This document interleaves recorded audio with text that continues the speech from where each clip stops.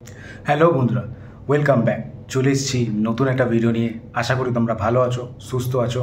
খেলা দেখো, খেলাকে সাপোর্ট করো। আর আমার ভিডিওগুলো যদি তোমাদের ভালো লাগে তাহলে কিন্তু তোমরা সাবস্ক্রাইব করে দাও, লাইক কমেন্ট শেয়ার করতে কিন্তু একদমই ভুলো না। চলো ভিডিওটা এগোনো যাক। সবার ফার্স্টে বলি যে প্রচুর সমর্থক আছে, যে আগের আমি ভিডিও বানিয়েছি সেই ভিডিওতে নানান ধরনের কমেন্ট আছে, বাজে কমেন্ট আছে, ভালো কমেন্ট আছে। ভালো কমেন্ট যেটা আসে সেটা অবশ্যই কিছু ভালো সমর্থক যারা আছে তারা যারা অ্যাকচুয়ালি বোঝে খেলাটা, তারা অবশ্যই ভালো কিছু কমেন্ট করে। এবং যারা বোঝে না তারা হয়তো তারা বোঝে না যে জিনিসটা কী বা প্রসেসটা কি, তারা অনেক ধরনের বাজে কমেন্ট করে। তা অবশ্যই কমেন্ট তার মতামত সে জানাতেই পারে, তাতে কোনো অসুবিধে নেই। বাট একটু ভেবে চিনতে কমেন্ট করাটা অবশ্যই উচিত আমার মনে হয়। আমি প্রত্যেকটা যখন ভিডিও বানাই সেই ভিডিওতে যেগুলো একদম কনফার্ম নিউজ থাকে সেইগুলোই কিন্তু আমি কনফার্ম বলি। আদারওয়াইজ যখন ভিডিওটা করি বা যখন বলি যে কোনো প্লেয়ারের বিষয় নিয়ে, তখন কিন্তু রিউমার বলা যেতে পারে, সেই ওয়ার্ডটা কিন্তু অ্যাড করি। হ্যাঁ, এবার কনফার্ম প্লেয়ারদের মধ্যে কিছু কিছু প্লেয়ার কনফার্ম হয়ে যাওয়ার পরও হয়তো অন্য কোথাও সাইন করে নেয়। যেমন সার্জিও লোবেরা যেই জিনিসটা হয়েছিল, যে কনফার্ম হয়ে গেছিল, দেন কিছু প্রবলেমের কারণে হয়তো উড়িষ্যা এসে শিফট করে। যেমন এইবারে আপুইয়া আরেকটা প্লেয়ার যেটা বলতে পারি এখনও পর্যন্ত, অ্যালেক্স সাজি এবং আপুইয়া, এই দুটো প্লেয়ার কিন্তু ইস্টবেঙ্গলের কনফার্ম প্লেয়ার ছিল। আপুইয়ারটা যেটা বলবো, যে আপুইয়া অন্য ক্লাবে সে গেছে, পয়সার একটা ব্যাপার ছিল, সেই জায়গাটা হয়তো কোথাও পারছিল না ইস্টবেঙ্গল, বা ট্রাই করেছিল। অ্যালেক্স সাজির ব্যাপারটা আমি এখনও শিওরলি বলতে পারবো না, বাট হয়তো কনফার্ম হয়ে গেছে, হয়ে যাওয়ার পরও হয়তো সে হায়দ্রাবাদে স্টে করতে পারে বা অন্য কোনো ভালো দলে যেতে পারে। বাট অ্যালেক্স সাজিকে এখনও ইস্টবেঙ্গল অল আউট ট্রাই করছে। নেগোসিয়েশনে কিছু প্রবলেম হচ্ছে, যার ফলে একটু পিছিয়ে আসছে ইস্টবেঙ্গল টিম ম্যানেজমেন্ট। এইটাই হচ্ছে ব্যাপার। তা সুতরাং আমার কাছে যতটুকু খবর থাকে সেইটাই দেওয়ার চেষ্টা করি। তো সুতরাং এইখানে কোনো আজগুবি বা কোনো গল্প দেওয়ার মতন কোনো ইন্টেনশন নেই। তো সুতরাং এইসব প্লেয়ারদের হয়তো কিছু কিছু প্লেয়ার থাকে এরকম, বাট আবার যেগুলো কনফার্ম নিউজ, অবশ্যই বলেছিলাম যে ডিয়ামান্টোকসের ব্যাপারে যে কনফার্ম নিউজটা, আমার মনে হয় যে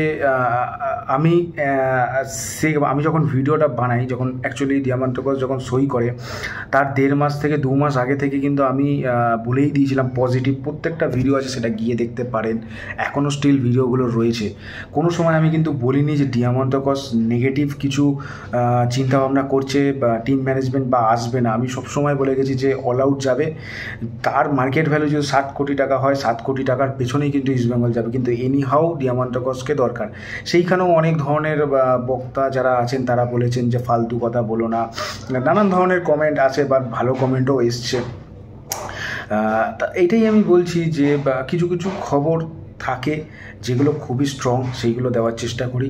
আর কিছু কিছু খবর থাকে যেগুলো স্ট্রং না, রিউমার পর্যায়ে, সেইগুলোও দিই। বাট তার মধ্যে হয়তো একটা দুটো অবশ্যই মিস হতে পারে, তার জন্য অবশ্যই মার্জনা চেয়ে নিয়েছি বা আবার চাইছি। তা ভিডিওটা এগোনো যাক। সবার ফার্স্টেই বলি যে ইস্টবেঙ্গলের অ্যাটাকিং লাইন, যেই লাইনটা আছে বা যেই ফরমেশনে কিন্তু ইস্টবেঙ্গল খেলবে, সেটা হচ্ছে 4-2-3-1, এই ফরমেশনেই কিন্তু খেলবে। স্ট্রাইকারে যদি বলি, আমার মতে স্ট্রাইকারে হচ্ছে অবশ্যই ডিয়ামান্টোকস থাকবে, রাইটে থাকবে নান্দা এবং লেফটে থাকবে হচ্ছে মাইস।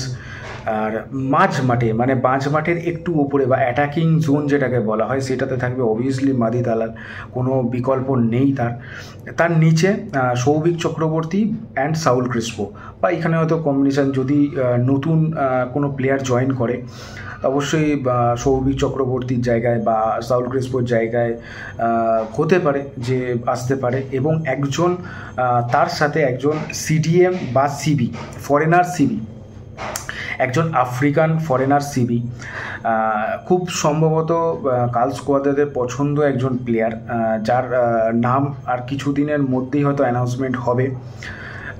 অলরেডি কিন্তু তার সাথে নেগোসিয়েশন ডান, এবং সাইন হয়তো ডান হয়ে গেলে হয়তো জিনিসটা সামনে চলে আসবে। বাট একজন আফ্রিকান প্লেয়ার কিন্তু আসছে, একটুখানি আপাতত কনফার্ম আছে, যেটা আগেও বলেছিলাম আমি, যেটা প্রায় 28 দিন বা 29 দিন আগে বলেছিলাম ভিডিওতে। সব ভিডিও কিন্তু নিচে আছে, গিয়ে দেখতে পারো। তা আফ্রিকান প্লেয়ার অবশ্যই আমি চাই, যেটা আফ্রিকান প্লেয়ারদের মধ্যে একটা স্ট্রং একটা বডি কন্ট্যাক্ট থাকে, ওদের মধ্যে একটা স্ট্যামিনা থাকে, তা অবশ্যই প্রেফার করাটাই ভালো। এবং যথেষ্ট ভালো একজন আফ্রিকান, সেটা ইউরো কাপের হোক বা অন্য কোনো লিগ থেকে হোক, বাট ইউরোপের ন্যাশনালিটি আছে এমন একজন আফ্রিকান প্লেয়ারই কিন্তু ইস্টবেঙ্গলে আসবে, এবং সেটা হচ্ছে কোচের পছন্দ করা। তা সে যদি সিডিএম খেলে অবশ্যই সিডিএম থাকবে, এবং সিভিতে আমরা জানি যে হাইজাজি মেহের, তার সাথে যদি মাঝ মাঠে সাউল ক্রেসপোকে অফ করে দিয়ে আর ওই ফরেনার সিবিকে যদি খেলানো হয়, তাহলে বেটার অপশান অবশ্যই হবে ডিফেন্সে। এবং নিশু কুমার লেফটে থাকবে বা রাইটেও খেলবে, তার সাথে প্রভাত লাকড়া আছে, সার্থক গুলুইকে দেখছে, সিএফএল এ ট্রাই করছে, যদি বেটার হয় তাহলে অবশ্যই প্রমোট করা হবে। তার সাথে আরও হয়তো 2-3 জন সিবি নেবে, একজন সিবি বা একজন রাইট ব্যাক বা একজন লেফট ব্যাক হয়তো নিতে পারে। এবং গোলে যথেষ্ট ভালো এক্সপিরিয়েন্স দুজন গোলকিপার আছে, দেবজিৎ এবং গিল। এই হচ্ছে কম্বিনেশন। এই টিমটার মধ্যে কিছু জায়গায় আমার মনে হয় এখনও উইক আছে, সেটা অবশ্যই তোমরা জানো। যে সিবি বলবো না, যদি ফরেনারটা চলে আসে তাহলে সিবি স্ট্রং হবে। দুটো সাইড ব্যাক, যেই সাইড ব্যাকটা আমার এখনও মনে হচ্ছে হয়তো এই সাইড ব্যাক, যেই দুটো সাইড ব্যাক মানে প্রভাত লাকড়া যদি তার নিজের ফর্মে থাকে তাহলে গুড, বাট যদি না থাকে তাহলে কিন্তু ইস্টবেঙ্গলকে সাফার করতে হবে এই দুটো পজিশান নিয়ে। আরেকটা মাঝ মাঠে যেটা পজিশন, আরেকটা প্লেয়ারের নাম বলতে ভুলে গেলাম, মার্ক জোতেন পুইয়া, ইয়াং প্লেয়ার, যথেষ্ট স্পিডি প্লেয়ার, যথেষ্ট হার্ডওয়ার্কিং করতে পারে। এই প্লেয়ারটাও যথেষ্ট ভালো প্লেয়ার, ম্যাচিওর্ড প্লেয়ার, আস্তে আস্তে ম্যাচিওর্ড হবে। তা সুতরাং টিমটা যথেষ্ট ভালো, আমি আবারও বলছি, অ্যাটাকিং লাইনে যদি ক্লিক করে যথেষ্ট ভালো টিম। এইবার আসি যে জ্যাকসন সিংয়ের সাথে লাস্ট যেই আপডেটটা আছে এখনও পর্যন্ত, জ্যাকসন সিনের জন্য কিন্তু অল আউট যাচ্ছে, বাট কনফার্ম হয়ে গেছে এরকম কিছু খবর নেই। অল আউট যাচ্ছে কেন? একজন এক্সপিরিয়েন্স ডিফেন্সিং মিডফিল্ডার বা সেন্ট্রাল মিডফিল্ডার কিন্তু খুঁজছে ইন্ডিয়ান, যে কারেন্টে ভালো ফর্মে আছে। তো সুতরাং অল আউট যাচ্ছে, হয়েও যেতে পারে যদি সব কিছু ডান হয়, বাট নাও হতে পারে, কেউ সিরিয়াসলি ধরে নেবেন না, বাট অল আউট যাচ্ছে ইস্টবেঙ্গল। আর ফরেনার জর্ডেন এলসে হয়তো মেবি জর্ডেন এলসেকে রাখা হবে না, কেন তার ফিটনেস, সে একটা ইনজুরি থেকে ওভারকাম করছে। সুতরাং লাস্ট যে 6 ফরেনার, সে কিন্তু খুব শীঘ্রই কলকাতায় আসবে এবং তার নামও কিন্তু অ্যানাউন্সমেন্ট হবে। জয় ইস্টবেঙ্গল। প্লিজ তোমরা সাবস্ক্রাইব করে দিও, লাইক কমেন্ট শেয়ার অবশ্যই করে দিও। নেক্সট ভিডিওতে দেখা হচ্ছে। জয় ইস্টবেঙ্গল।